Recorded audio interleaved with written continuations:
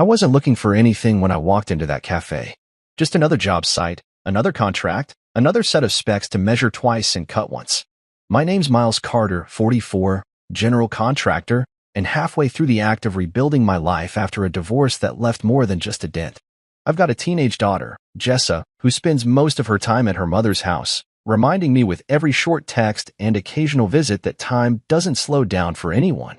I build houses, decks, and storefronts, but my own life has felt half-finished for a long time. The cafe was tucked between a yoga studio and a florist shop, with a chalkboard sign out front that read, "Life happens. Coffee helps." Corny, but charming. Inside, the place smelled like vanilla syrup and ambition. That's where I met her, Rain Morgan.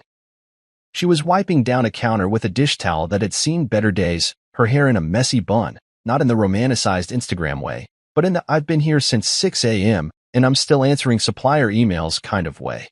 She wore tired like it was stitched into her clothes, but not in a way that diminished her. It made her real.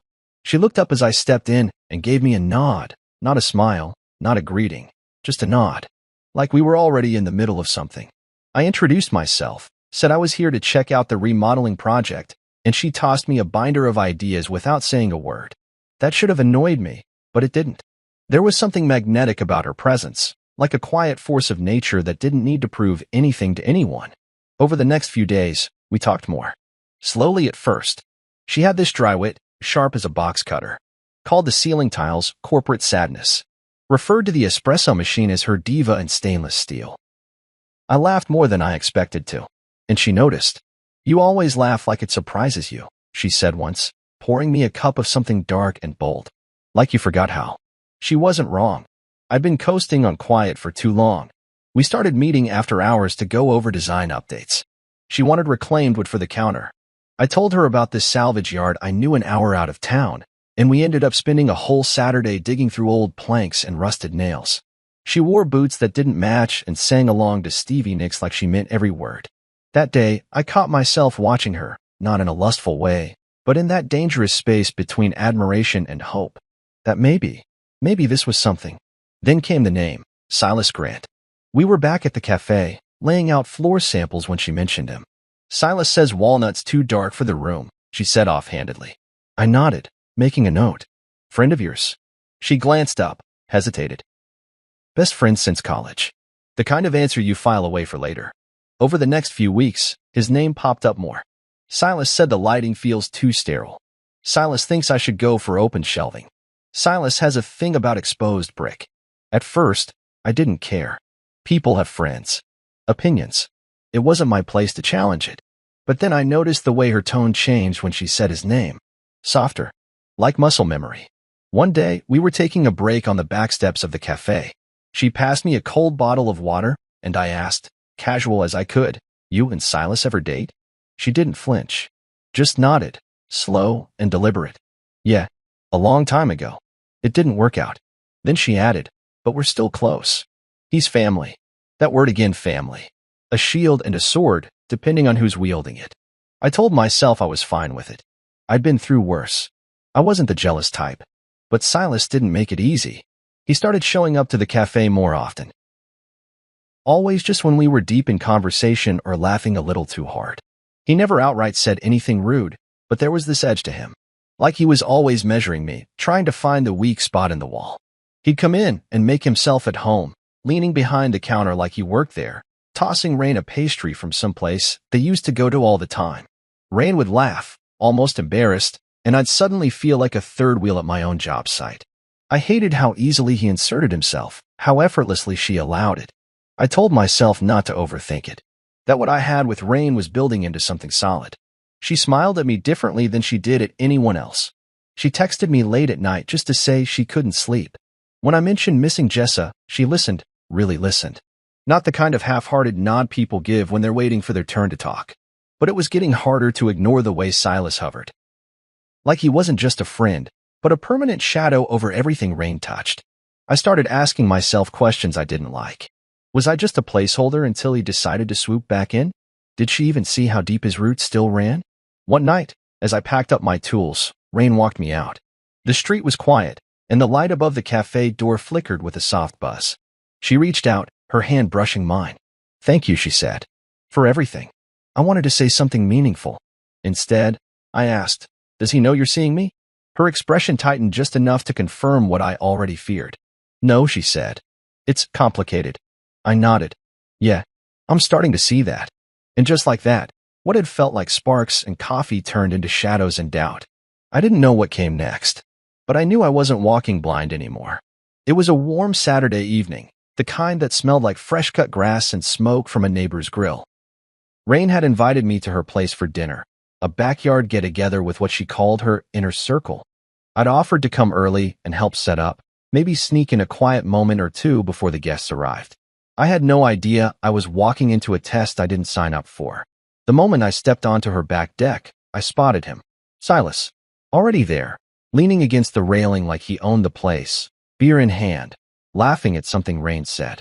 She was barefoot, wearing a sundress that caught the last bit of sun, and he was standing so close their shoulders almost touched. That laugh she gave him, it wasn't romantic, it was nostalgic. But nostalgia has its own kind of intimacy, the kind you don't share if you're building something new with someone else. I raised my hand in a casual wave, masking the tension that surged through my chest. Hey, I said, keeping it light. Rain smiled warmly. Silas gave me a nod. No words, just a nod. Cold, clipped, and meant to put me in my place. Rain handed me a pair of tongs. You're on steak duty, she said with a wink. I forced a smile and headed to the grill, telling myself to focus on the moment, not the man circling it like a vulture. But the air was already off. It wasn't one big thing, it was 1,000 small ones. He hovered while I grilled, commented on my technique. You sure about that temp? Rain likes hers medium rare, not medium. Then later, that cut's tricky, you might dry it out. Each remark delivered with a smirk and a sip of his beer. I kept my cool. I've been on job sites where grown men threw punches over roofing material. I wasn't about to let a smug ex push me into something I'd regret. When the guests arrived, I played host right alongside Rain. I handed out drinks, made small talk, even got a few laughs from her friend Becca, who told me I was refreshingly normal. Rain's hand brushed my back once, and I thought, maybe I'm just being paranoid. Maybe Silas is just awkward. Then the conversation shifted. We were all seated around the table on the deck, plates full, wine poured, music humming low in the background. Someone brought up politics. I can't even remember who. Just a passing comment about the economy or the mayor or something. I chimed in with my usual honest but measured. I'm not the type to bulldoze a dinner party with opinions. But Silas seized it like bait. That's not entirely accurate, he said. Actually, if you read the legislation. I tried to clarify my point, calmly. But he cut in again. You're oversimplifying it, Miles. There's a lot you're missing. I glanced at Rain. She looked down at her plate, chewing slowly. No sign she was going to step in. I kept my voice even. I'm not claiming to be an expert. Just giving my take on it. Silas leaned forward, eyes sharp. Yeah, but your take's misinformed. Rain, back me up here. It was the first time he directly invoked her name like that, dragging her into the tension. She looked caught, like a deer frozen between headlights. I think you're both just looking at it differently, she said, trying to play neutral. But her eyes flicked toward him, not me. That was the shift. The exact second I realized I wasn't debating ideas anymore. I was being tested. Silas wasn't looking for truth. He was asserting dominance. And she was letting him. He leaned back, scoffing. You don't even know what you're talking about. Rain's just too nice to say it out loud. The words hit like a hammer. I looked around the table. The laughter had died. Becca was frowning. One of the guys, Toby, shifted uncomfortably in his chair. I glanced at Rain again, expecting, hoping she'd speak up. Say something. Anything. She didn't. I swallowed the heat rising in my throat and set down my fork. You don't have to agree with me, Silas. But the condescension's not necessary. He laughed. It's not condescension if it's true. That's when Rain finally stood up. Okay, let's just cool it, all right? Her voice was tight, performative. She looked at the group. Sorry, everyone. It's just a spirited discussion. Silas stood too. No, it's fine. I don't need to be lectured on my own deck. It's not your deck, I said, low but clear. He turned to Rain. You gonna let him talk to me like that? Her silence was answer enough. He scoffed, muttered something under his breath, and walked off. The screen door slammed behind him. Everyone sat there, stunned. No one spoke. Becca mumbled something about needing to call a sitter, and the others started making excuses to leave. Within 10 minutes, the dinner Rain had so carefully planned was just us. Leftovers, uneaten cake, and the buzz of a porch light. She pulled me aside near the kitchen. Her eyes were glassy, voice shaky. "You need to apologize to him." I blinked. "Excuse me. He was here before you. He's family. And he's more important than you." There it was. A clean, brutal sentence. No stutters. No second-guessing. I didn't argue. I didn't shout. I didn't even ask her to take it back. I just looked at her, really looked. And for the first time, I saw what had been there all along. I was the visitor. He was the foundation. She turned away, probably expecting me to fight for my place. But I'd already decided, if I had to fight for it, I didn't have one. I didn't slam the door. Didn't raise my voice. Just walked down the front steps of Rain's house and toward my truck like I was leaving any other gathering. I didn't feel anger. Not yet. What I felt was weight. Like someone had draped a soaked tarp over my chest, and with every breath, it sagged lower. Her words echoed with perfect clarity as I climbed into the cab and shut the door. "He was here before you, and he's more important than you." I sat there for a moment, the engine off, hands on the steering wheel. The porch light behind me flickered once, then steadied. I could still hear the faint creak of her screen door as it settled closed. She didn't come after me. I didn't expect her to. I started the truck and backed out slow, gravel crunching beneath my tires, the sound louder than it should have been in the quiet street. No music. No calls. I didn't even glance at my phone. I needed something I could control. So I drove. Past the school Jessie used to go to when she was little. Past the hardware store I once helped rebuild after a storm. Past the 24-hour diner with the burnt coffee and sticky booths. I didn't have a destination in mind. Sometimes movement is enough. My dad used to say that when the answers don't come, get your hands busy. Let the body outrun the mind. That night, driving became my version of that. Mile after mile, headlights carving through the dark, I let silence stretch out and do its work. I thought about Jessa. About how she used to ask me questions that split me in half. Like, why don't you live with mommy anymore? Or, did you stop loving her? I'd always answer carefully. Because kids don't need all the pieces, they just need to know they're not one of the ones that got dropped. I never talked badly about her mother. But now I wondered what Jessa would think if she saw me like this. Saw the man who'd promised never to be a doormat again, quietly walking away from a woman who didn't choose him. I ended up at the job site on 3rd Street. A half-finished deck sat like a skeleton frame under the moonlight, fresh beams already graying at the edges. I climbed out of the truck and walked across the plywood, boots thudding against the boards. I sat on a beam with my feet dangling over the edge, staring at the structure like it could tell me something I hadn't figured out yet. In my last marriage, I stayed too long. I kept hoping love would grow back like hair after a bad cut. That if I worked harder, provided better, stayed patient, the silence would fill with warmth again. But it didn't. It just got quieter and colder. And eventually, I realized I was alone in a house built for two. That moment, when I packed my tools, signed the papers, split holidays with Jessa, it taught me something painful. When someone shows you your rank in their life, don't ask for a recount. And yet here I was again. Not yelling, not fighting, just leaving. I slept in the truck that night, reclining the seat back and pulling my jacket over me like a blanket. It wasn't comfortable, but it was mine. The next morning, I got up, walked to the corner diner, and ordered eggs and toast like it was any other workday. When I finally turned my phone back on, I had 6 messages from Rain. The first was casual. "Hey, can we talk?" Then came the defense. "You took that the wrong way. I didn't mean it how it sounded." Then the guilt. I needed you to understand how long Silas has been in my life." Then silence. By day 2, she tried again. "I hate how we left things. I miss you." I didn't respond. It wasn't about punishment. I wasn't trying to teach her a lesson. I just needed space. Real space. The kind where I could hear my own thoughts without hers echoing over every one of them. So I threw myself into work. Leveled floors. Sanded drywall. Installed crown molding so precisely it looked like it had grown there. There's something beautiful about craftsmanship, when your hands create something solid, measurable, true. Unlike feelings, unlike relationships, unlike words that can be rearranged and denied. Wood doesn't lie. It fits or it doesn't. Each night, I came home to my quiet apartment. No music. No laughter. No half-used bottles of wine in the fridge. Just me in the silence. At first, it felt hollow. Then it started to feel honest. On the fourth night, I opened her last message. It read, "I'm sorry. I know you need time, but please don't disappear without giving us a chance to fix this. I care about you, Miles. I really do. Maybe I didn't say it right, but I need you to know I didn't mean to hurt you." I stared at those words for a long time. My thumb hovered over the keyboard. I even typed something once, then deleted it. It wasn't about her words anymore. It was about mine.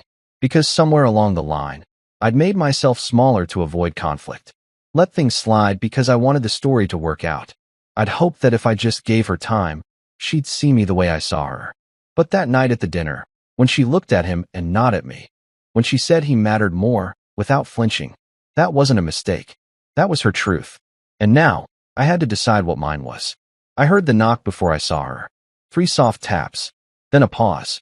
Then one more, like she wasn't sure if she should follow through.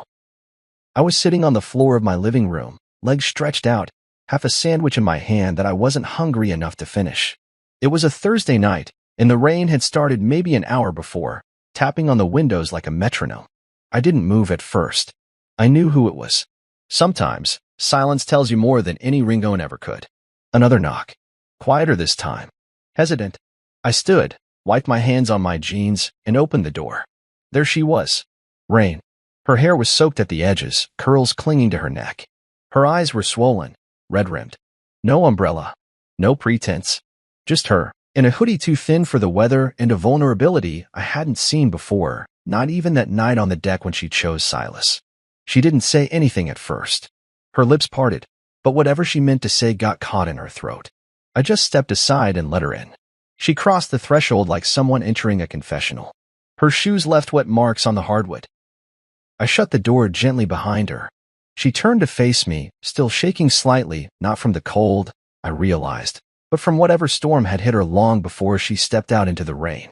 "I didn't know where else to go," she whispered. "You always had somewhere," I said. "You just never chose it." She flinched like I'd slapped her, and I immediately hated myself for saying it like that. But I didn't take it back. I couldn't. She reached up, wiped her face with her sleeve. "I messed up, Miles. I know I did." I motioned toward the couch. She sat down slowly, carefully, as though afraid the furniture might reject her too.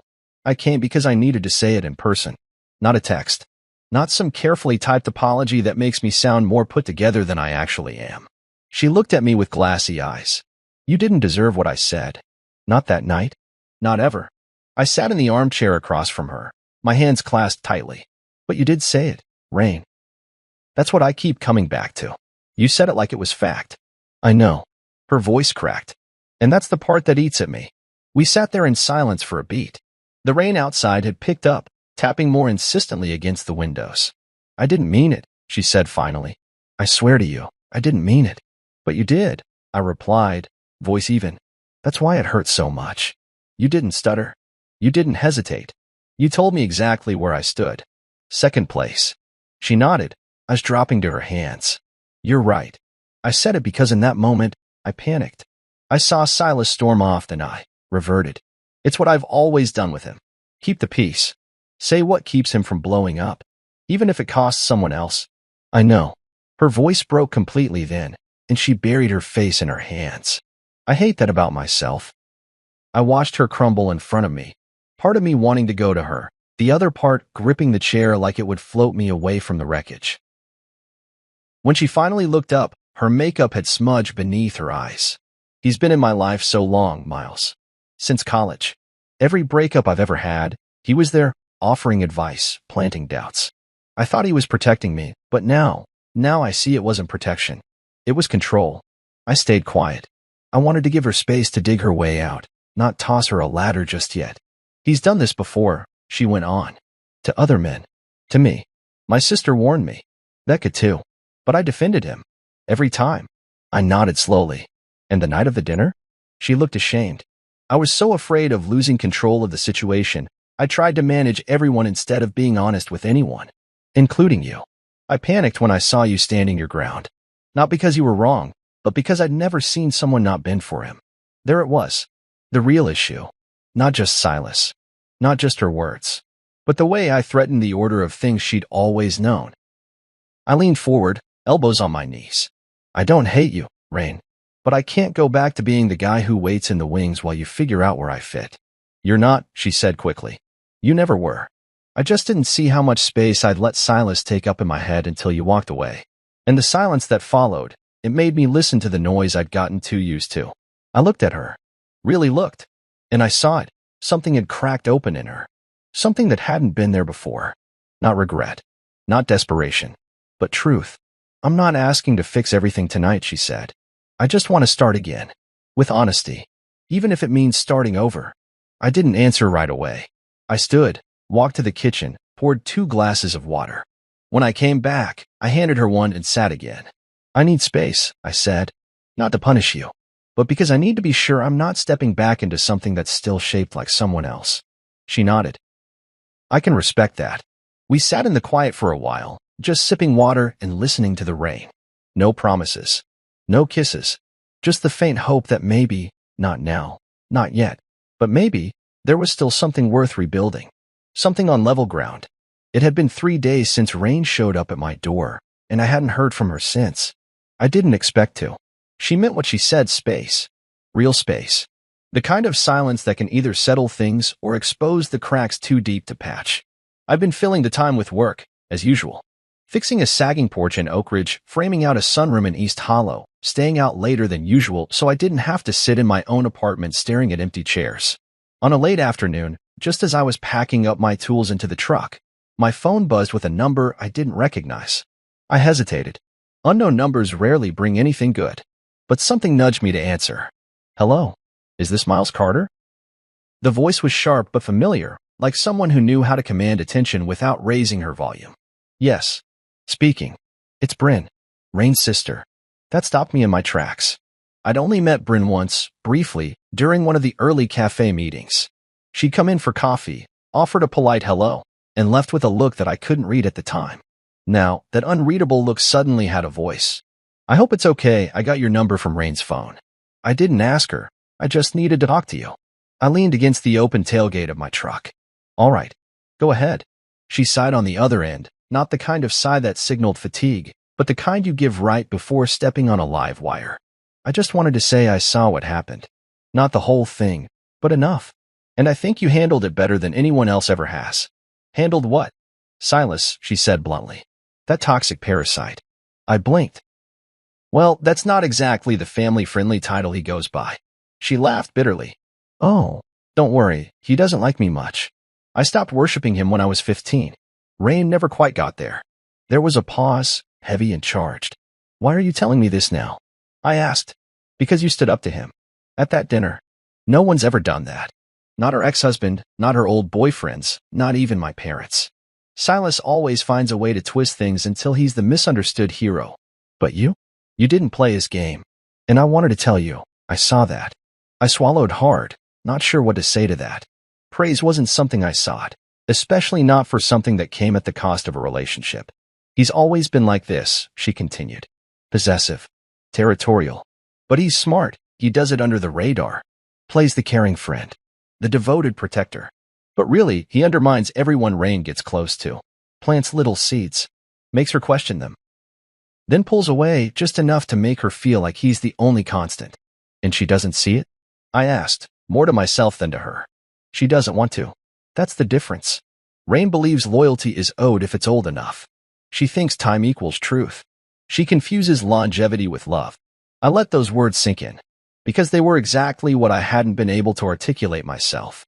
Rain didn't love Silas, not romantically, but she'd let him root so deeply into her life that she didn't question his weight on her choices. Bryn continued. You know her ex-husband? Silas told him things Rain had confided during hard times. Told him she was confused, that maybe she wasn't ready for the kind of life he wanted. The man filed for separation a month later. Rain never even suspected the connection. My jaw clenched. And she still trusts him after that? She doesn't know. I only found out later from a mutual friend. But when I tried to tell her, she shut down.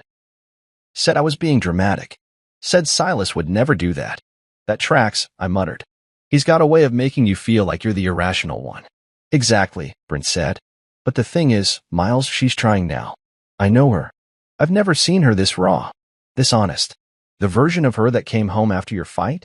That was someone waking up. I looked out across the lot where my truck was parked. The sun was sinking low behind the trees, casting long shadows across the dirt. The world felt quiet, except for Bryn's voice echoing in my ear. She's not perfect, Bryn added, but she's not blind anymore either. And that's because of you. I exhaled slowly.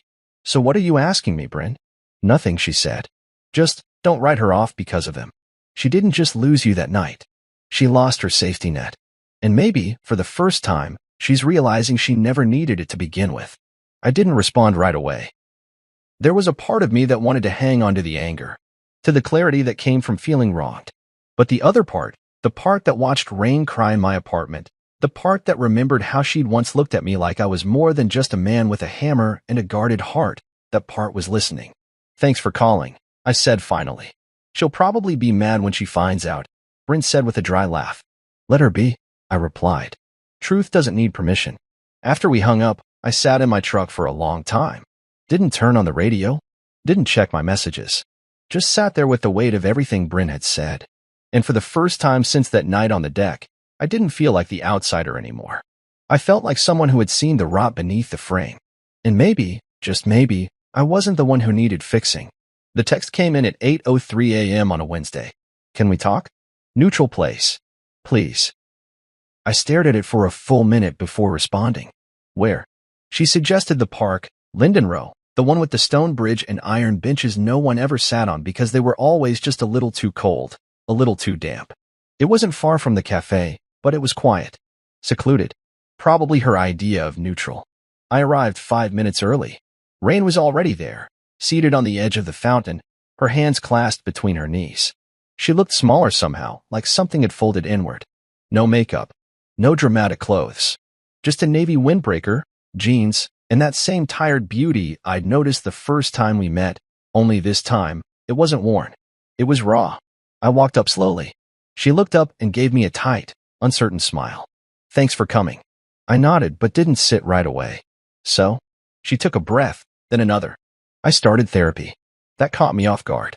It's been 2 weeks. I should have told you, but I wanted to be sure I'd actually follow through before I made it a headline. Her voice was steady, almost rehearsed. But her eyes were different. Clearer. Not polished. Not placating. Just honest. That's good, I said, still standing. I'm glad you're doing something for yourself. I didn't go for Silas, she added quickly. I went because I needed to understand why I let him keep pulling the strings. Why I kept defending him even when I knew it was wrong. She motioned for me to sit, and this time I did. The cold from the stone seeped through my jeans almost instantly. We sat side by side, a careful foot of space between us. I read back through his texts, she said, pulling out her phone. I never really paid attention before. But once I did, I saw it. The guilt tripping. The manipulation. How every message circled back to me owing him something: time, loyalty, silence. She scrolled for a second, then held up the screen to show me. I can't believe you're letting someone come between us after all these years. You've changed. Not in a good way. You think he'll stay when things get hard? Newsflash, he won't. I read them, then looked at her. He said that. She nodded, her throat tight. Every time I pulled away even a little, he doubled down. The night of the dinner, he sent one right before you got there. She showed me. Don't let him run the show. Remember who was there when your life fell apart. My stomach turned. Jesus. He knew what he was doing, she whispered. I think he always did. And you didn't see it? I saw pieces of it. But I kept convincing myself it was love. Just the wrong kind. I leaned back, the bench pressing into my shoulders. So why tell me all this now? She turned to face me fully, the wind catching her hair and pushing it across her face. Because I need you to know I'm not defending him anymore. And I'm not here asking for you to come back or forgive me. I'm here because I need to own what I let happen. I let him sabotage what we had. I let him manipulate my decisions. And I hurt you because I was still living by his rules. I looked away for a moment, watching a kid toss breadcrumbs to a flock of pigeons.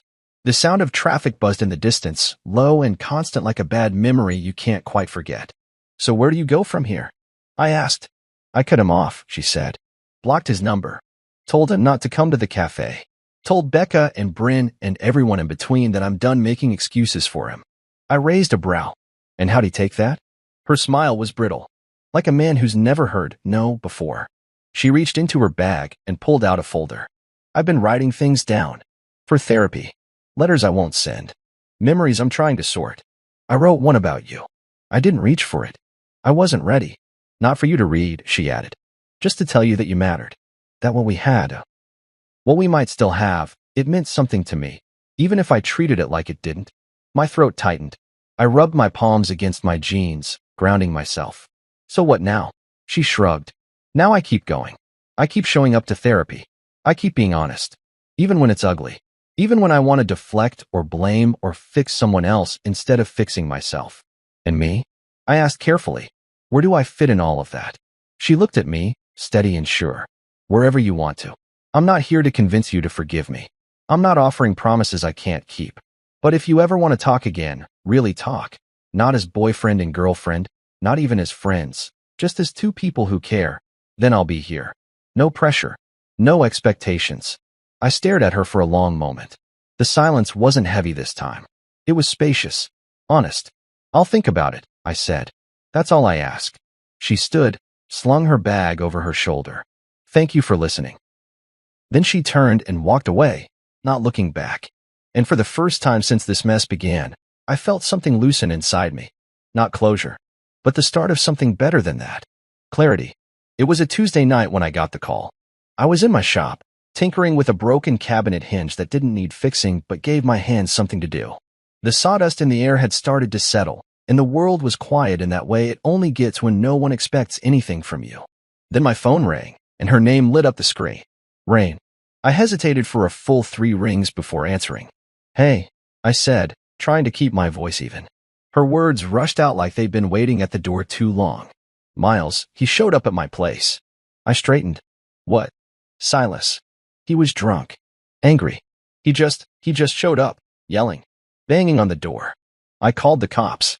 My body moved before my brain caught up. I grabbed my keys. Are you okay? I'm shaken. But yes. I didn't let him in. He screamed for 5 minutes straight and then started kicking the mailbox. He's gone now. They took a report, but I'm filing for a restraining order. I stopped moving. That wasn't just a boundary. That was a wall. That was her drawing a line where there'd never been one before. I wanted to tell you myself. Before you heard it from someone else. I'm on my way. Miles. I'm not coming to fix anything, I said, quietly. I'm coming to stand by you. If you want me there. She didn't answer with words. Just a breath. A soft sound that said yes. When I got there, the front door had a new crack in the frame where he'd kicked it. A flower pot was shattered on the steps. Rain stood in a sweatshirt and leggings, arms wrapped around herself, eyes puffy but focused. She didn't cry when she saw me. She didn't collapse into my arms. She just opened the door and let me in. We sat on the couch in silence for a long time. She clutched a warm mug of tea like it was her only anchor to the present. You did the right thing, I said finally. She nodded. I wasn't sure if I was overreacting. Part of me still thought maybe I provoked him. I looked her in the eye. That's not your guilt to carry. She blinked fast, like she was fighting the instinct to make excuses for him. It's strange. I used to think I owed him. For being there when things were hard. For sticking around when others left. You don't owe someone your peace just because they stayed long enough to poison it. She smiled, barely. My therapist said something similar. She called it emotional entrapment. Like being in a house where the fire alarm goes off constantly, and eventually, you stop noticing the smoke. And tonight? I asked. Tonight I saw the flames. She told me about the texts that escalated in the last week. How he accused her of abandoning him, betraying their history, being manipulated by me. She said he'd called 27 times in one night. Left voicemails, some pleading, others full of venom. He said he needed me, that he was nothing without me. Then 2 messages later, he said I'd ruined him, and he hoped I was proud. Classic abuser pattern, love bombing to rage, back to guilt. I'd seen it before, in people I'd worked with, even in my own marriage once things started going south. I started reconnecting with friends I'd pulled away from, she said. Old friends. People Silas always had a reason to dislike. And I realized every one of them had a version of the same warning. They just stopped saying it when I wouldn't hear it. Sounds like he made himself the filter for your entire life. She nodded. Not anymore. We talked until midnight. Nothing heavy. Just little things. How work was going. The smell of her neighbor's terrible cooking. The plant she kept forgetting to water that somehow wouldn't die. The kind of conversation you have when you're trying to reclaim something normal. I didn't stay the night. I didn't even kiss her when I left. I just held her for a while on the porch. And she whispered, "Thank you for not making this about us." "This isn't about us," I said. "This is about you, learning to live without him in your head." In the days that followed, she changed in ways that didn't require declarations. She cut off shared passwords, changed locks, deleted old voicemails, reached out to her sister and Becca and apologized for all the years she defended him. She showed up for therapy even on days she didn't want to talk. She stopped blaming herself. And she didn't ask me to come back. That mattered most, because it meant she wasn't trying to fill the void he left with me. Her world started widening. I saw her laugh again, freely. I saw her at the cafe, talking to a new employee without worrying what Silas would think. I heard her talk about the future without factoring him in. And each time, I felt a quiet pride. Not because she was healing for me, but because she was healing for herself. We didn't rush back into anything. I kept my distance, not emotionally, but physically. I wanted her to have space to grow without me hovering. I answered when she called, showed up when she asked. But I didn't press. I didn't probe. One afternoon, she texted me a photo of a bookshelf she'd built herself, crooked but solid. The caption read, "Didn't wait for a man this time. Feels good." And it did. For both of us. That was the moment I knew something had shifted. Not just in her, but in me. I didn't feel like I was fighting for room in her life anymore. I wasn't a rival to a ghost. I wasn't a placeholder while she wrestled with someone else's grip. She was letting go. And for the first time, she was holding on to herself. We didn't jump back into it. There were no grand declarations. No candlelit dinners with whispered apologies. Rain and I approached each other like people approaching a house after a storm. Carefully, with eyes on the cracks, hearts guarded but curious. She was rebuilding her life on new terms, and I refused to be another shortcut to comfort. I wanted real. She needed real. Anything less would have just reset the cycle. We started slow. Coffee first, then walks. Sometimes at the cafe before opening, sometimes at the lake near her apartment. We talked, but not like lovers trying to mend something broken. More like people finally learning each other without pretense. I remember one morning in particular. We were sitting outside the cafe, sipping dark roast from mismatched mugs, the kind you only find in old diners or someone's second kitchen drawer. The sky was still half asleep, sun just cracking over the rooftops, and Rain looked over at me with something quiet in her expression. "I've been thinking about the difference between rebuilding and patching," she said. I nodded, waiting. In the past, I was always patching things, holding them together long enough to not deal with what was underneath. But patching doesn't last. It just hides the damage. And people are terrible at hiding damage. "You're not the only one," I said. I stayed married for 3 years after I should have left. Told myself I was fixing things, but all I was doing was repainting the rot. She smiled sadly. "You and me. A couple of professionals at emotional drywall." That morning, she invited me to a therapy session. Not because we were officially back together, but because, in her words, "If we're going to try again, I want to know what I'm inviting you into, and I want you to know what you're inviting." It was a small office tucked above a bookstore, with lavender walls and the faint smell of chamomile tea. Her therapist, Dr.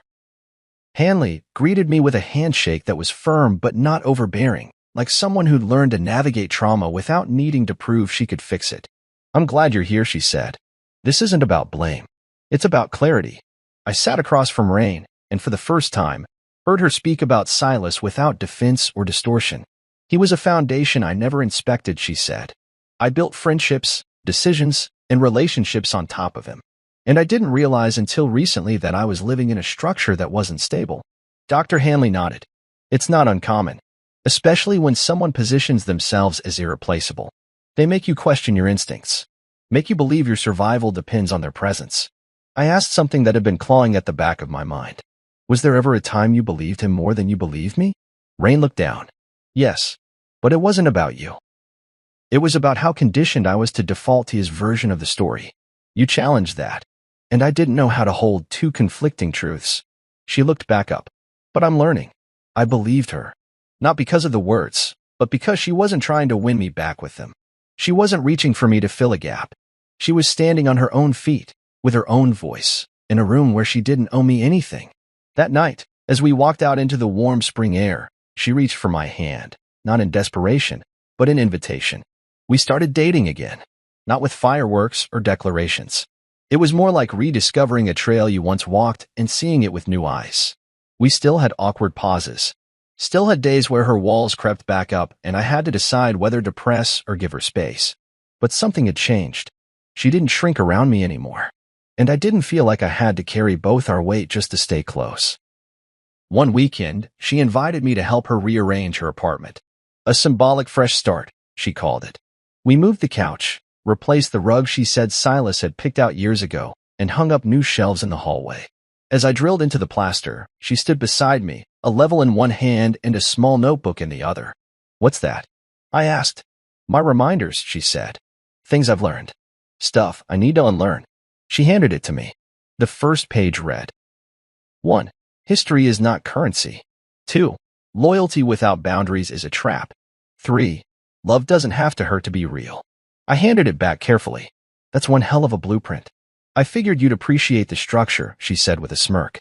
Even Becca, her friend from the cafe, pulled me aside one day to say, "She's lighter. It's not just you. She's freer." And it's the first time I've ever seen her actually choose someone without Silas hovering like a ghost in the corner. There was one night, late, when we sat on the balcony outside her bedroom. Just the two of us and the hum of the city beyond. "I want to earn this," Rain said. "Not assume it. I want to be worthy of the second chance you didn't know me." "You don't have to earn me," I said. "Just don't disappear into someone else again. That's all I ask."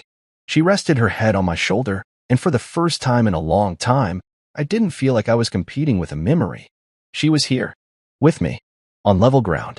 The silence was different now.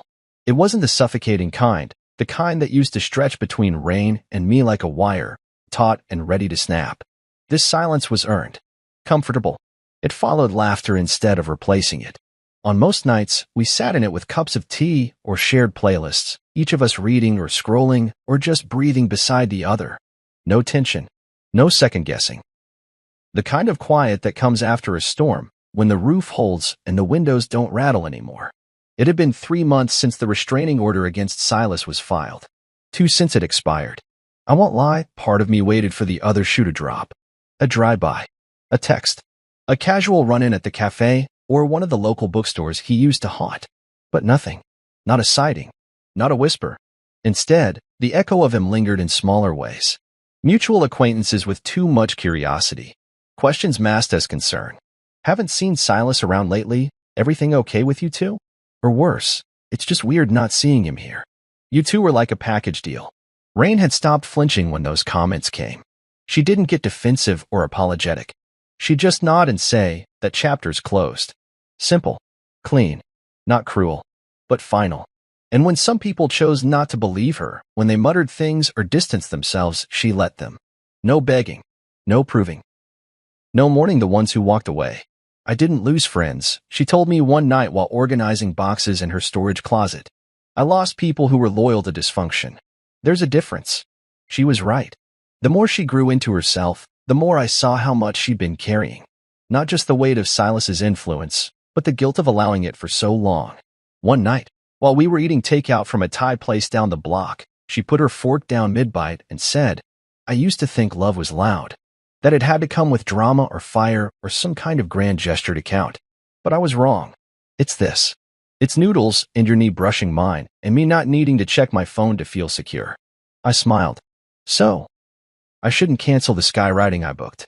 She laughed, really laughed, the kind that came from her belly now, not from a place trying to impress or distract. That sound had become one of my favorite things in the world. We didn't talk about Silas much anymore. Not out of avoidance, but because his absence had finally stopped being the most interesting thing in the room. Rain had filled that space with other things, her new hobbies, like painting watercolors she refused to show anyone, and hosting open mic poetry nights at the cafe. She started mentoring a younger woman who wanted to manage her own place one day, and she even brought her to one of our dinners at my place. The kind of dinner where we didn't worry about who was watching. Becca noticed the shift too. She pulled me aside after one of those open mic nights. "She's grounded," she said. "For the first time in years, she's choosing herself. Not history, not guilt, just what makes her feel alive." I nodded. "She's earning her quiet. And you?" Becca asked. You trust it now? I looked over at Rain, laughing with someone near the espresso machine, her eyes bright, her hands animated. Yeah, I said. For the first time, I do. Then came the night that sealed it. We were walking back from the market, bags of fresh basil, pasta, and a bottle of wine for a dinner we hadn't planned beyond something cozy. It was dusk, that golden hour where even the cracked sidewalks looked cinematic. Rain paused on the steps outside her building and looked at me with an expression I hadn't seen before. Not nervous, not unsure, just clear. I don't want anyone else deciding how I love, she said. I blinked. What do you mean? She set the bags down and faced me fully. For so long, I let Silas define what was acceptable, what was loyal. I even let other people's opinions shape my relationships. I didn't realize how many choices I made out of fear of disappointing someone, of losing approval, of being alone. She reached out and touched my chest, right over the place my heart had learned to brace itself. But not this, she said. Not us. I choose you, Miles. Without noise. Without shadow. Just you. It wasn't the words that got me. It was the silence after. The way she didn't rush to explain or qualify or soften the truth. I stepped closer. You sure? She nodded. I'm done auditioning for people who only love me when I'm convenient. I wrapped my arms around her, and for once, I didn't feel like I was holding something fragile. I felt like I was holding someone steady. Someone who'd stopped leaning on old scaffolding and started standing on her own. Later that night, as we ate on her balcony, legs tangled beneath the blanket, she reached for my hand and said, "This is the kind of quiet I want for the rest of my life." And I knew then, this wasn't a rebound. It wasn't healing masquerading as romance. It was two people choosing each other not because they had to, but because they finally could. No more ghosts. No more noise. Just us. Choosing each other in the quiet. 6 months later, I no longer felt like I was waiting to be replaced. Rain and I had moved in together just after her lease expired, quietly, carefully, like people who had learned the value of slow steps. No grand announcement. No social media post with matching keys. Just a quiet Sunday morning with cardboard boxes, shared coffee, and the kind of laughter that comes when two people have survived something that once threatened to swallow them whole. She moved into my house, but we made it ours. We repainted the kitchen a pale green she'd picked out herself, and I didn't argue, even when I thought it looked like mint ice cream. We built a new bookshelf together, properly this time, level and straight, and she joked that it was symbolic of our growth. I told her she was reading too much into things. Then I kissed her. We argued sometimes, of course. No couple is immune. But now, there were no slammed doors. No withheld apologies. If we fought, we circled back. Talked. Listened. Grew. I didn't fear her silence anymore, and she no longer feared my disappointment. One evening, while folding laundry on our bed, she said, "You know what the difference is now?" I looked up. What? I don't brace myself when I hear your truck pull into the driveway. I don't rehearse lines in my head or wonder if I've done something wrong. I sat down beside her, a t-shirt still in my hands. And I don't feel like I'm tiptoeing around someone's unspoken rules. I'm not afraid of becoming invisible. She leaned her head on my shoulder. We're not trying to survive each other anymore. We're trying to build something. That's what it had become, a partnership. Balanced, honest. She didn't fold into me, and I didn't try to carry her. We walked side by side. When I struggled with a difficult project or worried about my daughter Jess's silence during her teenage moods, Rain listened, really listened. Not to solve, not to fix, but to understand. And when she had bad days, when the residue of old fears flared up, when the anxiety whispered that she still wasn't enough, I didn't minimize it. I didn't compare. I simply stayed, reminded her with actions that she was safe, that I wasn't going anywhere just because the air got heavy. Silas was truly gone now. Not just out of her phone, but out of her system. A few weeks after she moved in, he tried again, an email this time. A long, guilt-soaked message filled with nostalgia, passive-aggressive regret, and a list of everything they'd been through. She showed it to me without hesitation, her fingers trembling less from fear and more from the gravity of closure. "I don't even want to respond," she said. "Then don't," I told her. "He doesn't deserve your clarity." She blocked the address, deleted the thread, then looked at me with this quiet fire in her eyes and said, "I'm not afraid of him anymore. I'm just done." She meant it. I knew it then. The weight she used to carry like a second skin had finally slipped off. She made new friends. reconnected with old ones, started saying yes to things that once overwhelmed her, invites, small trips, uncomfortable conversations. Her confidence grew in the subtle ways that matter most, her posture, her voice, the way she looked people in the eye. Even Jessa noticed. She's not like other women you've dated, my daughter said one afternoon after joining us for brunch. No, I said, smiling. She's not. She sees you. I nodded. She does. Rain had become part of Jess's rhythm, too. Not a replacement for her mother, never that, but a steady presence. Someone who remembered her favorite tea and didn't force awkward conversations. Someone who asked how school was and actually remembered the answer. Sometimes, I'd wake up in the middle of the night, feel Rain's hand resting lightly on my chest, and just stare at the ceiling, amazed at how quiet the room felt. Not empty, not tense, just still. That kind of stillness takes work. It takes walking through fire and coming out willing to love without the armor. It takes choosing someone daily, not because you need to, but because you want to. On our 6-month living together mark, she surprised me with a small dinner on the back patio. Nothing fancy, just steaks, wine, and a few fairy lights strung from the railing. She wore a simple black dress, her hair tied back, barefoot like she always was at home. You remember the first night you grilled here? She asked. Hard to forget, I said. Silas trying to micromanage the temperature. She winced playfully. God, we were so far from this. Yeah, I said, reaching for her hand. But maybe we had to go through that to get here. She looked at me, I soft. Do you ever wonder if I'm still haunted by him? I didn't lie. Sometimes. But then I see you now, and I know you're not haunted. You're aware. There's a difference. She nodded, and for the first time, I saw her take that in without flinching. Later, after the dishes were washed and the lights dimmed, we sat on the couch, legs entwined, her head on my chest. She whispered, I'm sorry for ever making you feel like second. I kissed her forehead. I'm not angry anymore. Because you chose better. And this time, you meant it. There were no fireworks. No grand music playing in the background. Just the hum of the dishwasher, the rhythm of two hearts resting side by side, and the feeling that, for the first time, we weren't rebuilding on shaky ground. We were standing on something solid. Together. Equal. It was supposed to be the happiest day of my life. The day I dreamed about since I first met Sienna. The woman who had stolen my heart with her laughter, her charm, and the way she made even the simplest moments feel special. Standing at the altar, surrounded by family, friends, and the kind of expensive decor that made my bank account wince. I thought I had everything I ever wanted. The ceremony had been perfect so far. The venue was a grand estate, the kind you see in those luxury wedding magazines, all polished marble and chandeliers that cost more than a year's rent. Sienna had insisted on the best of everything, designer floral arrangements, a string quartet, a 5-course meal, and I, eager to make her happy, had agreed to it all. Because that's what you do when you love someone, right? You give them the world. I remember standing there, heart pounding, hands slightly clammy despite my confidence. Sienna stood across from me, breathtaking in a lace gown that hugged her body perfectly. Her makeup was flawless, her hair styled in soft waves, and when she smiled, it was enough to make any man weak in the knees. Then, just as the officiant was about to start, she leaned in close. Close enough that only I could hear what she said.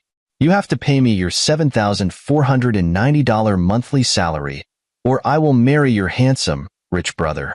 I thought I misheard her. The words didn't make sense.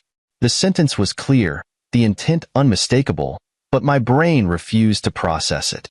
Maybe it was a joke. Maybe she was nervous and saying nonsense to keep herself from breaking down in tears.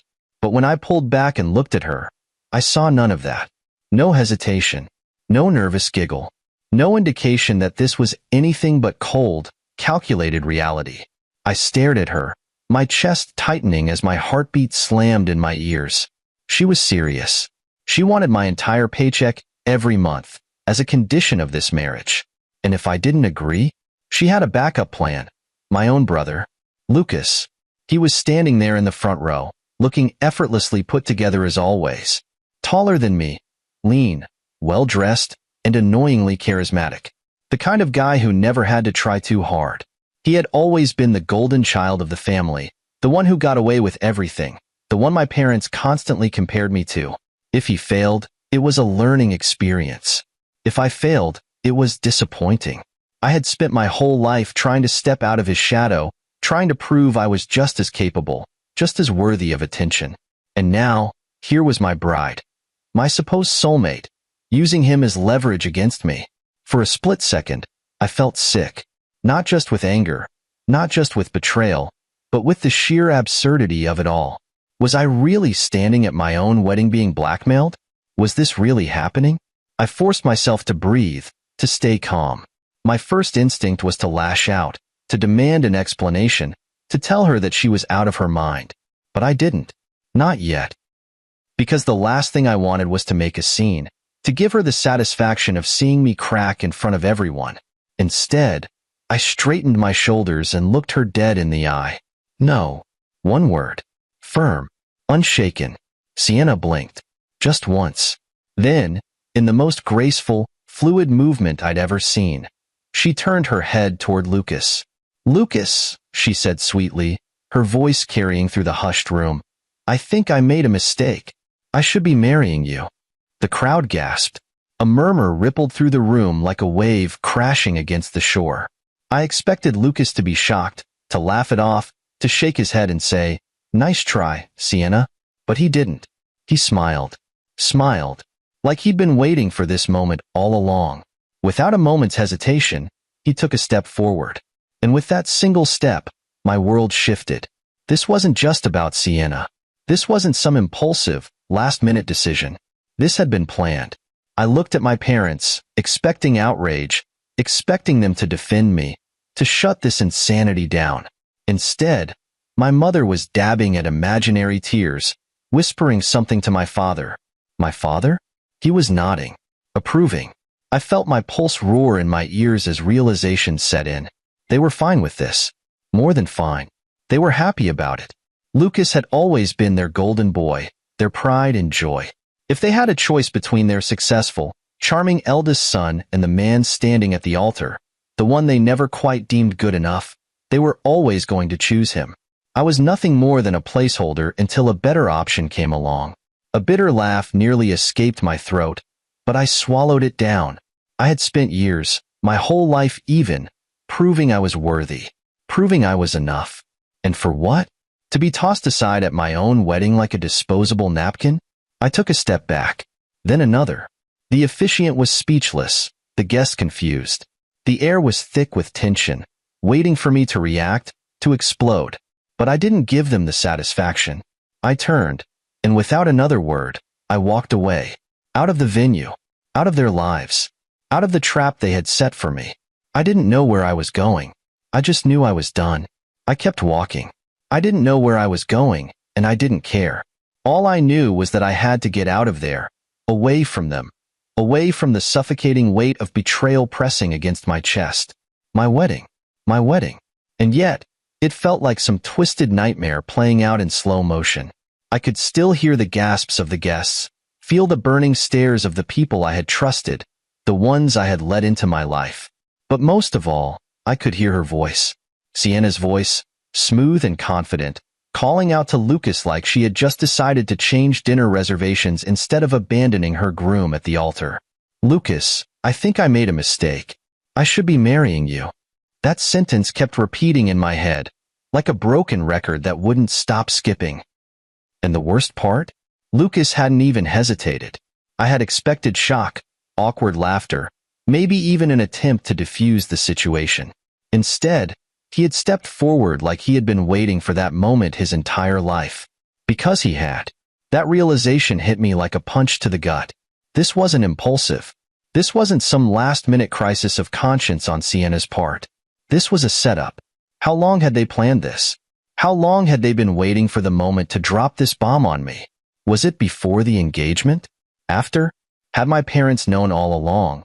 Or had they just gone along with it the moment Lucas agreed? I clenched my fists. I could feel the nails digging into my palms, grounding me in a way that the rest of my body refused to. For a brief second, I considered turning back. Not to beg, never that, but to demand answers. To get in Lucas's face, to grab Sienna by the wrist and make her tell me exactly when she had decided that I was just a stepping stone toward the life she really wanted. But then I pictured the smirk on Lucas's face, the way he had stepped forward with that easy confidence, as if he had always known he was the better option. The way my mother had dabbed at her eyes, not from sadness, but from joy. The way my father had nodded in approval, like this was just another smart business decision. And I knew I would never get the answers I wanted, because none of them saw me as someone worth answering to. I kept walking. The streets were quiet, a stark contrast to the chaos I had left behind. A wedding venue filled with gasping guests, stunned silence, and a bride who had thrown her own vows out the window like they meant nothing. Because they hadn't. Sienna had never meant them. And Lucas had never once been on my side. I should have known. The signs had been there, scattered like puzzle pieces I had refused to put together. The way Sienna would always light up when Lucas was around. The way my parents always seemed warmer, happier, whenever Lucas was the one talking. The way I had always been just a little bit less, a little bit second place, even when it came to my own life. I had ignored it, chosen to believe that love and family meant something more. That was my mistake. I stopped at a quiet cafe on the corner of the street, the kind of place that always smelled like freshly brewed coffee and warm bread, the kind of place where, for a few minutes, you could pretend the world outside didn't exist. I needed that. I stepped inside, ordered something. I didn't even register what, and found a seat in the back, away from the windows, away from anyone who might recognize me. My phone buzzed. I ignored it. It buzzed again. I didn't even need to check the screen to know who it was. I stared at the black surface of my coffee, my reflection distorted in the ripples. How many times had I imagined this day? Not like this, of course.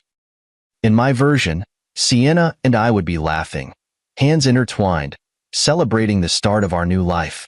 Lucas would be there, of course, because why wouldn't he be? He was my brother. He was supposed to be family. My parents would be proud. My friends would be cheering, and I would finally feel like I belonged. But that was never going to happen. Not then. Not now. Not ever. The phone buzzed again, longer this time. A call. I let it ring. Eventually, curiosity got the best of me. I pulled the phone out of my pocket and glanced at the screen. Sienna. My grip tightened around the device. My instinct was to toss it across the room, let it shatter into as many pieces as she had left my pride in. But instead, I just watched it ring until it stopped. A few seconds later, a message appeared. Come back. Please. I exhaled, a humorless chuckle escaping before I could stop it. She thought I would come back. She thought I was still that guy.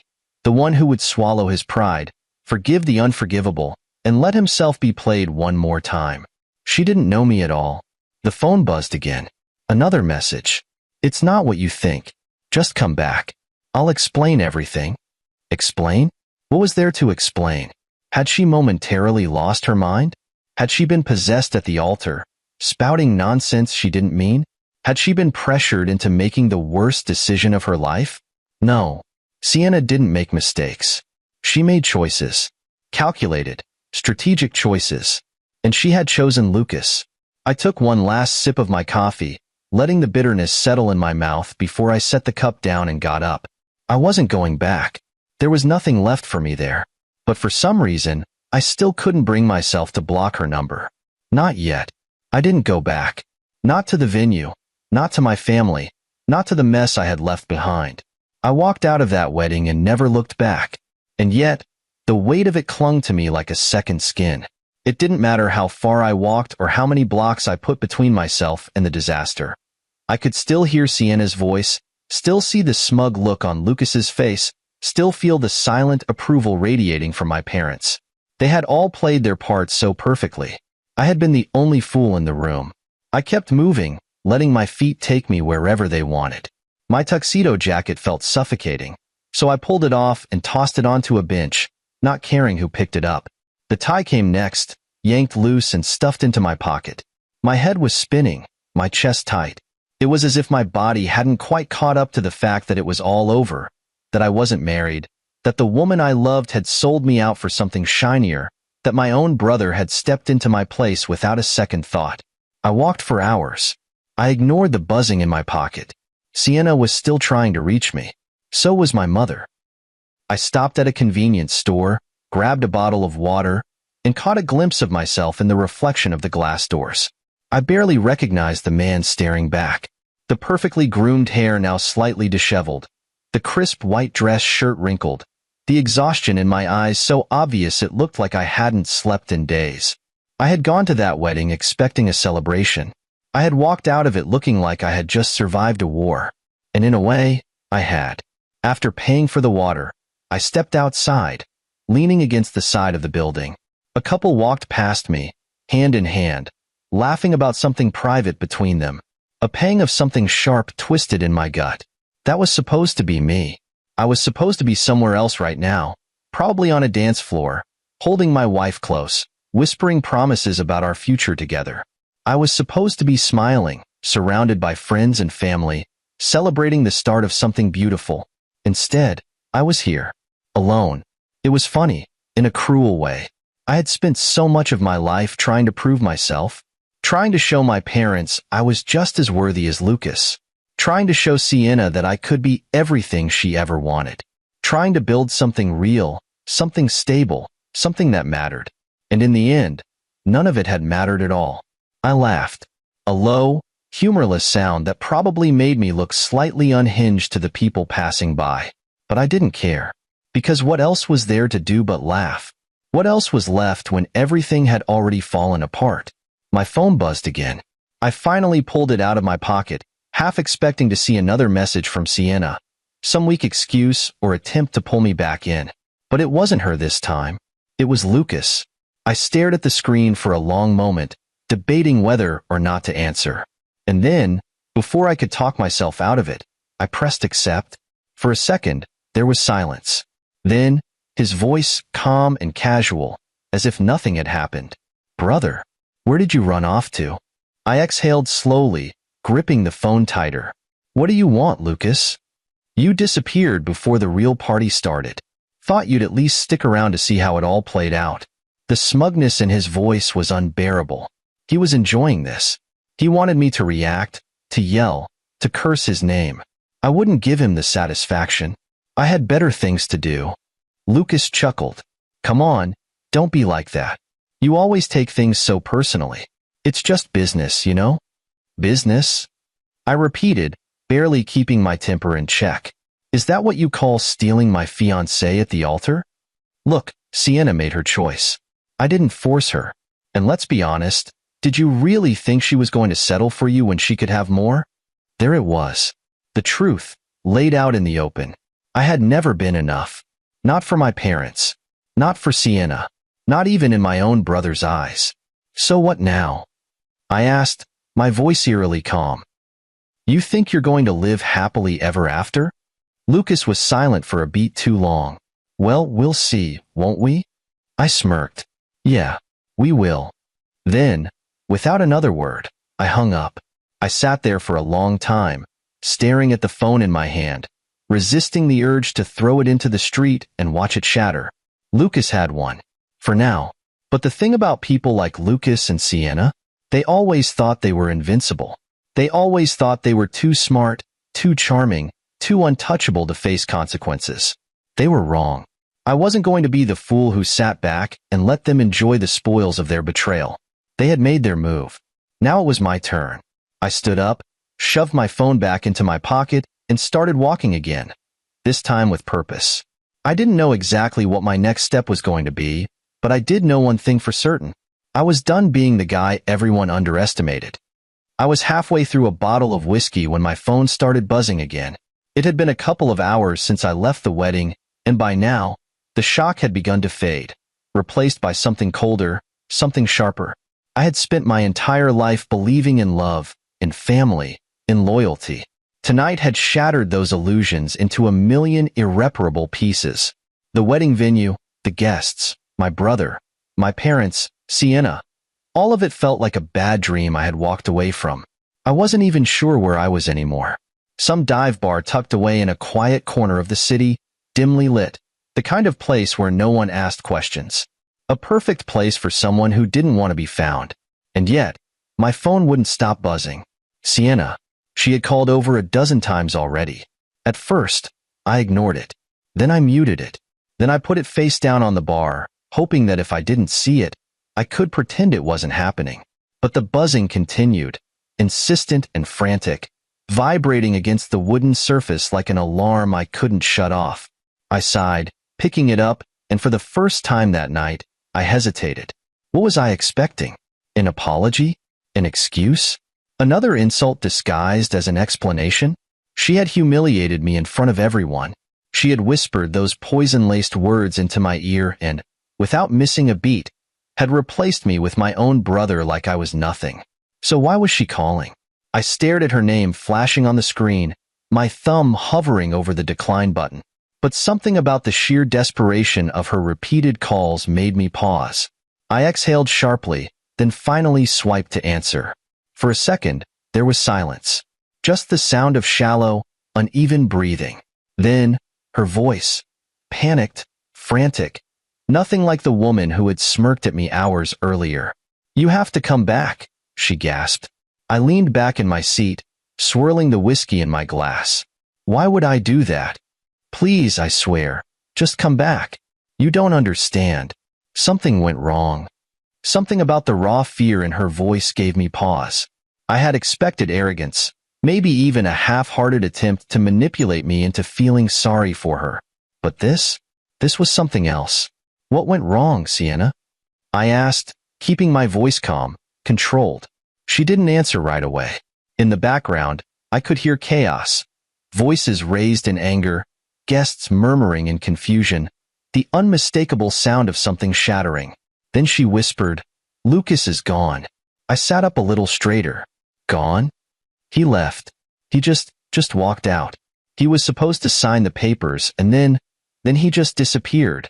He's not answering his phone, and I don't know what to do. I closed my eyes, letting the moment sink in. I should have felt something, anger, satisfaction, maybe even the faintest hint of schadenfreude. But all I felt was a slow, dull realization settling over me like a heavy blanket. Lucas had done exactly what I should have expected him to do. He had left her, just like she had left me. "Well," I said finally, taking another sip of my drink, "looks like you made a bad bet." "Don't do this," she pleaded. "I need you. Please, just come back. We need to fix this." "There's no we anymore, Sienna." She made a strangled noise, something between frustration and despair. "You don't get it. My parents, your parents, everyone is watching. I can't just be left like this. You have to come back." And there it was. The real reason behind her desperation. It wasn't about me. It wasn't about love. It was about saving face. She had built this perfect, polished image of herself. The bride in the designer dress. The woman who had flawlessly transitioned from one brother to the next like she was trading in an old car for a newer model. And now, with Lucas gone, she was standing there, exposed, humiliated, alone. For the first time that night, I smiled. A slow, dark smile that I knew she could hear in my voice when I finally responded. "Enjoy the wedding, Sienna. Hope you like standing at the altar all by yourself." Then I hung up. I set my phone down, exhaling as I stared at the ice melting in my glass. So that was it. Lucas had left. Sienna had lost. And for the first time all night, I felt something dangerously close to peace. But as I finished my drink, a thought crept into my mind. Lucas walking away didn't make sense. He wasn't the type to back out of a deal unless something better was waiting for him. So where had he gone? And what the hell was he planning next? I should have gone home. I should have turned my phone off, gotten some sleep, and let the whole mess unravel without me. But something gnawed at me, something about the way Sienna had sounded. It wasn't just panic, it was fear. And if there was one thing I knew about Lucas, it was that he didn't inspire fear in women. Not the way a normal man would. He wasn't violent. He wasn't reckless. No, Lucas was something much worse. He was calculated, which meant that if he left, he had a reason. I tossed a few bills on the bar, grabbed my jacket, and walked out into the night, my head still buzzing from the whiskey. I hailed a cab, gave the driver the name of the venue, and spent the entire ride trying to convince myself that I didn't care. That I wasn't going back because I still had feelings for Sienna. That I wasn't doing this because, deep down, I wanted her to tell me I had been the right choice all along. I was going back because I wanted to see the wreckage. And when I stepped out of the car, that's exactly what I found. The once grand wedding hall, the one I had paid for, now looked like the aftermath of a storm. Guests were scattered in clusters, whispering behind their hands, some already filing out the front doors like they wanted to escape before the next disaster hit. Inside, the flowers that had once adorned the tables were now crushed on the floor, trampled in the chaos. A glass had been knocked over near the buffet, red wine bleeding across the expensive white tablecloths like an omen. At the center of it all was Sienna. She stood near the altar, still in her pristine white dress, but the confidence, the arrogance, that had once radiated off her was gone. She looked abandoned. And the best part? My parents stood beside her. Their perfect son, their golden boy, had humiliated them all. I stepped forward, and every head in the room turned toward me. Sienna's eyes locked onto mine, wide, desperate. She rushed toward me, grasping my arm before I could stop her. "Thank God you're here," she whispered. I just stared at her. "Where is he?" Her breath hitched. I don't know. He just walked out. Right before we were supposed to sign the marriage certificate. He didn't say a word. He just left. I almost laughed. Lucas. That bastard. He had played her like a game of chess. He had let her humiliate me. Let her believe she had won. Let our parents eat up every second of their grand betrayal. And then he had walked away. Because why settle for her when he could have something better? I pulled my arm free. "And you thought I would come back to clean up the mess?" She flinched. "I know. I didn't know who else to call." I glanced around the room, making sure everyone could hear me. "Why don't you ask my parents?" I gestured toward them. After all, they were perfectly fine with switching out their sons for the highest bidder. "Maybe they can find you a third option." My mother gasped. My father's expression darkened. But before either of them could speak, a new voice cut through the silence. "Lucas isn't coming back." We all turned. At the back of the room stood a woman. Tall, elegant, and furious. I had never seen her before, but the second Sienna went pale, I knew exactly who she was. Lucas's real fiancée. The one Sienna had never known about. The woman stormed forward, her heels clicking against the floor with each step, her face set in a cold mask of fury. "You think Lucas wanted to marry you?" she sneered at Sienna. "You were a joke to him, a distraction. The second he got what he wanted, he left. Just like that." Sienna's lips parted, but no sound came out. I turned to my parents, wanting to see their reaction to their perfect son's latest disaster. They looked horrified, because it wasn't just about Lucas leaving. It was about their reputation. They had orchestrated this wedding, had stood behind Lucas, had betrayed their own son for a son-in-law who had just publicly humiliated them all. And I was the only one still standing, the only one who hadn't been played. The silence stretched between us all, thick with tension, with realization, with defeat. Then, finally, I exhaled, stepped back, and said the only thing that made sense. "Looks like the wedding's over." And then I walked away. Again. This time, for good. I was almost out the door when I heard my mother's voice behind me. Wait. I didn't. I had already walked away from this mess once. I had already been humiliated, cast aside, used as a stepping stone for my brother's ambitions and Sienna's greed. There was nothing left for me here. No apology, no explanation, no excuse that would undo the betrayal I had endured. But then I heard my father's voice, low and unsteady. "We were wrong." That made me stop, not because I wanted to hear them out, but because in all my years, I had never once heard my father admit he was wrong. Not about business, not about family, and certainly not about Lucas. I turned around slowly, hands in my pockets, my expression unreadable. "What was that?" I asked, my voice flat. My father, the man who had spent my entire life looking at me like I was second best, exhaled deeply. His face, usually hard and composed, was tight with discomfort. My mother, standing next to him, dabbed at the corner of her eye with a silk handkerchief. Whether it was genuine or just for show, I didn't care.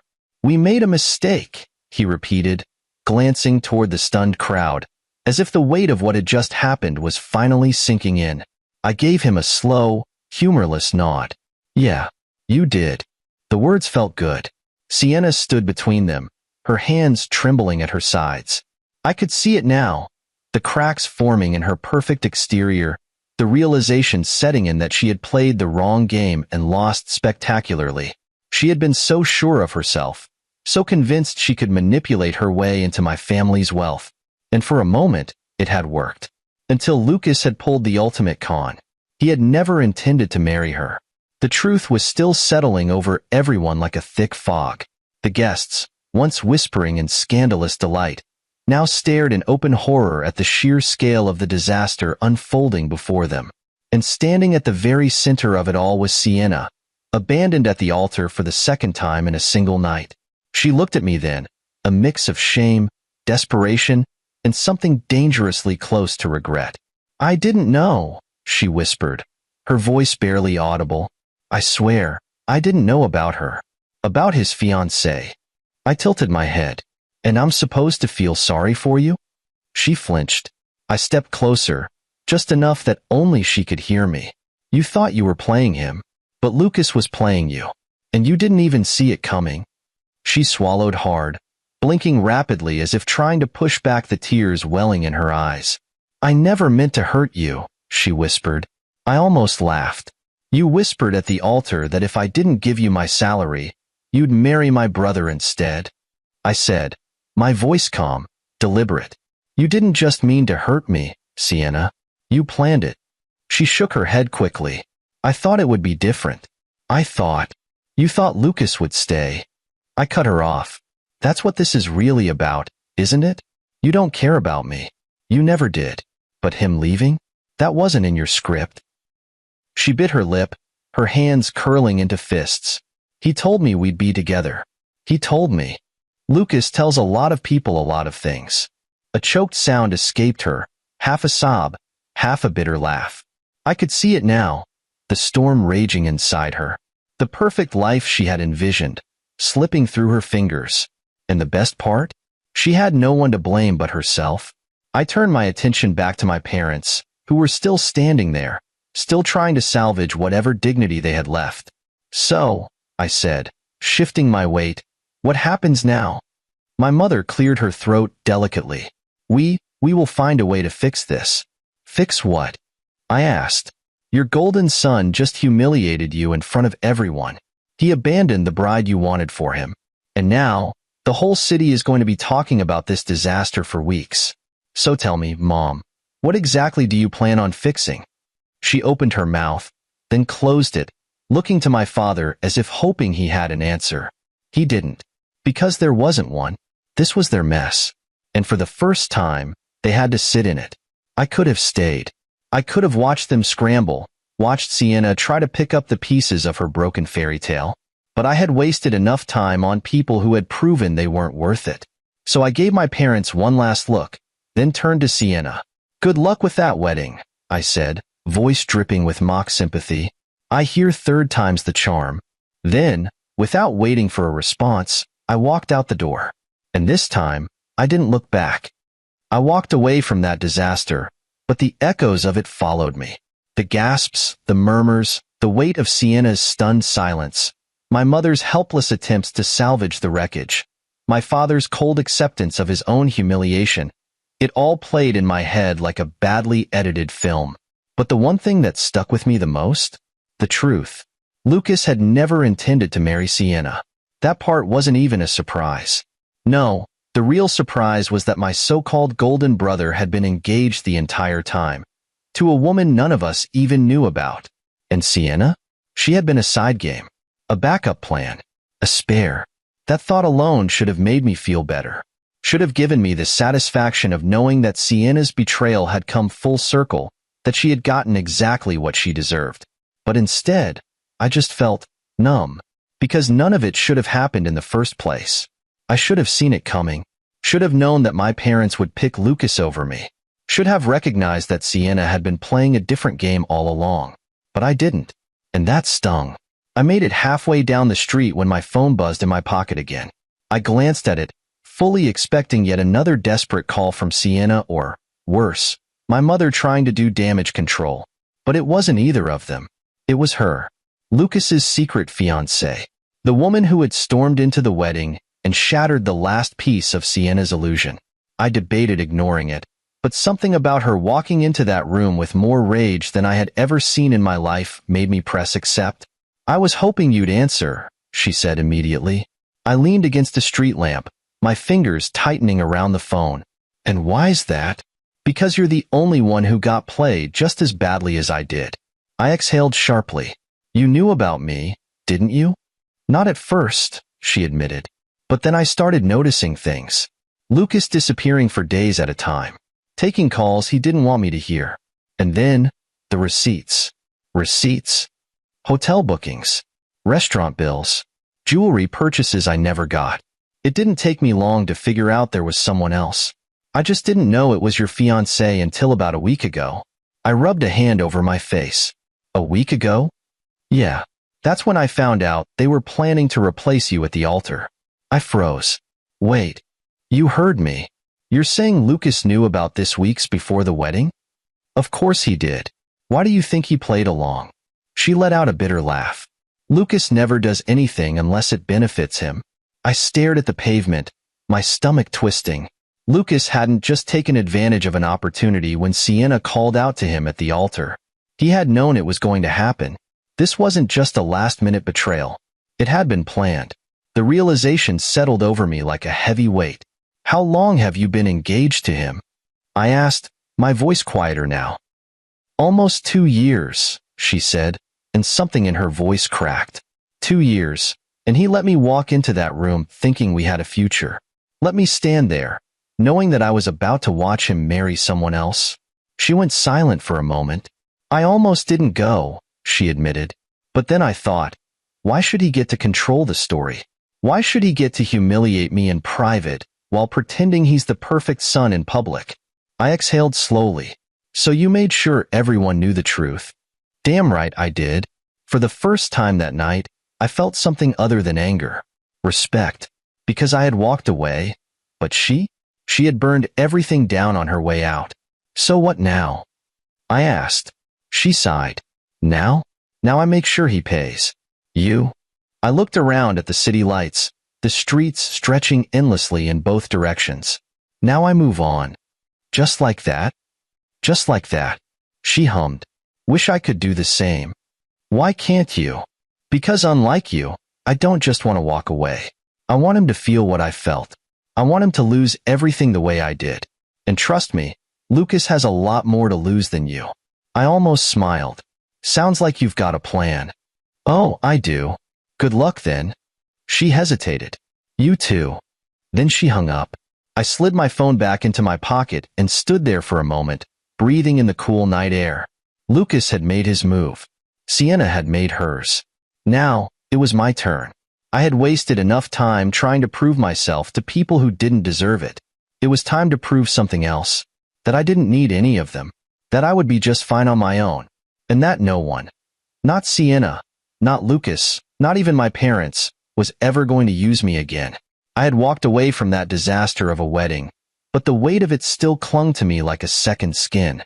The humiliation, the betrayal, the sheer absurdity of the whole situation. It wasn't something I could just shake off. I had spent years thinking I was building something real. I had poured everything into my relationship with Sienna, trusting her, believing we had a future. And in the end, all I had been was a stepping stone to a life she thought she deserved more than me. And Lucas? He had taken what was mine just because he could, just because he knew he could get away with it. But now, for the first time, he had lost. And Sienna had lost too. She just didn't want to accept it yet. That became obvious when my phone buzzed again, her name flashing across the screen. I almost ignored it. Almost. But something in me wanted to hear what she had to say. So I picked up. "You have 10 seconds before I hang up?" She let out a shaky breath. "Please, don't. I need to talk to you." "Why?" I asked, my voice devoid of emotion. "So you can explain how you were just confused?" How you didn't mean to destroy everything. Spare me, Sienna. I didn't mean for it to happen like this. Like this? I let out a humorless laugh. So what? You thought you'd marry Lucas and I'd just sit there and smile in the audience? Clap politely as you replaced me at the altar? No. She hesitated, then exhaled. I don't know what I thought, okay? I made a mistake. A mistake? My grip on the phone tightened. You didn't forget to send an email, Sienna. You planned this. You whispered in my ear at the altar that if I didn't give you my salary, you'd marry my brother instead. That's not a mistake. That's who you are. Silence. I could hear her breathing, could feel the weight of her shame through the phone. Then, barely above a whisper, I was scared. I frowned. Of what? Of settling. Of not having the life I always dreamed of. I thought if I was with Lucas, I'd have everything.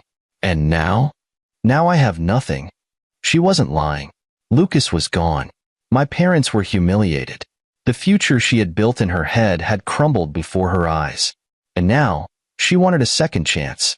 With me. So what? I asked, my voice cold. You want me to come back? To pretend none of this happened? You think I'm that pathetic? No, she said quickly. I want to fix this. You can't. She let out a shaky breath. I know. I rubbed a hand over my face. So why are you calling me, Sienna? Because I lost everything, and you're the only one who ever really cared about me. You're the only person who... Her voice cracked. I don't know what to do, okay? I closed my eyes. For a second, just a second, I almost felt sorry for her. But then I remembered. I remembered the way she had smirked when she whispered that ultimatum in my ear. I remembered how she had turned to Lucas without hesitation. I remembered how she had stood there and let my family choose him over me. And suddenly, there was nothing left in me to give her. I know what you should do, Sienna. What? Move on. Like I did. Silence. Then she whispered, Is that really it? Yeah. And then, before she could say anything else, I ended the call. I stood there for a long moment, staring at the city lights, the night air cool against my skin. That was it. That was the last thread. Sienna was gone. Lucas was gone. And I was free. I wasn't going to waste another second on people who had proven they weren't worth it. I turned my phone off, slid it into my pocket, and walked away. This time, toward a future that was truly mine. I didn't wake up the next morning feeling different.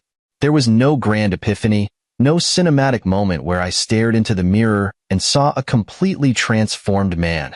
No, it was more subtle than that.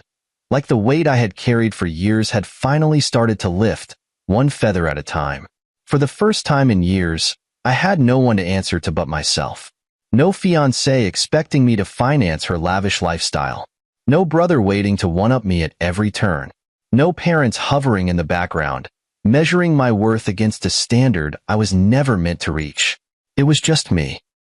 And my life. And whatever I chose to do next. I made a decision right then and there. I was done looking back. The first thing I did was block Sienna's number. I had given her the closure she wanted. I had listened to her excuses, let her voice tremble with regret, and then cut her out of my life for good. There was no point in leaving the door open, no point in waiting for her to come crawling back, hoping for one last chance to manipulate me. And Lucas? I knew he'd resurface eventually. People like him always do. They disappear just long enough to let the damage settle, then return with a new angle, a new strategy, a new lie. I wasn't worried about him. If he ever came back, I'd be ready. But my parents? That was a different story. Rewriting the rules. 2 days after the wedding that wasn't, I got a text from my father. We need to talk. Come home. I almost laughed at the audacity of it. Come home? As if nothing had happened? As if my entire life hadn't just been turned into a public scandal because of their blind devotion to Lucas. I didn't respond. But later that evening, as I sat in my apartment, staring at the untouched dinner in front of me, I realized something. This was my chance to finally set the record straight. So I went. Not as the son desperately seeking their approval. Not as the man who had been humiliated at the altar. Not as the second-place runner in a race I had never signed up for. I went as me, the man who had walked away from all of it and wasn't coming back. The last conversation. My parents' house was just as I remembered. Cold, pristine, lifeless. The kind of home that looked like it belonged in a magazine, but never really felt like anyone lived in it. I stepped inside, and my mother rushed toward me like she actually cared. "I was so worried about you," she said, reaching for my hand. I pulled back. "Don't." She blinked, stunned, then turned to my father, who sat stiffly in his chair, his expression unreadable. "Why am I here?" I asked, crossing my arms. My father leaned forward, steepling his fingers. "We made a mistake." "Which one?" I asked. "There were so many." His jaw tightened. My mother let out a dramatic sigh, shaking her head. "You're being cruel. We just—" "Cruel?" I repeated, laughing under my breath. No, cruel was standing at my own wedding, realizing my family had chosen my brother over me. Cruel was watching you smile as Sienna humiliated me. Cruel was letting me believe, for years, that no matter what I did, I'd never be enough for you. My father shifted in his seat. "That's not true." "Isn't it?" I shot back. "Tell me something, Dad. If Lucas had gone through with it, if he had actually married Sienna, would you be sitting here telling me you made a mistake? Or would you be celebrating the fact that your better son had secured himself the perfect life?" Silence. And that was my answer. "You didn't regret what you did to me. You regretted that he did it to you." My mother's eyes welled with tears. "We just want things to go back to the way they were." I shook my head. "That's never happening." "So what now?" my father asked, his voice clipped, like he was already preparing to cut me out of the picture. "Now." I exhaled slowly. "Now, I live my life. Without you in it." My mother gasped. "You don't mean that." I looked at her, then at my father. "Yeah, I do." And then, for the last time, I walked away. A life that was truly mine. It wasn't easy, cutting them off. There were moments when I second-guessed myself. Moments when the weight of being alone pressed down on me harder than I expected. But with each passing day, I realized something. I wasn't alone. I had a career. I had dreams. I had an entire life ahead of me that no longer revolved around proving myself to people who would never see my worth. I traveled. I started investing in things for myself. I met new people, built real connections, ones not based on status, wealth, or obligation. And then, one day, I met someone new. She wasn't like Sienna. She didn't care about my bank account. She didn't play games. She was just real. And for the first time, so was I. I wasn't the man at the altar anymore. I wasn't the son who had spent his life trying to measure up. I wasn't the backup option, the second-place choice, the safety net. I was just me. And that was enough.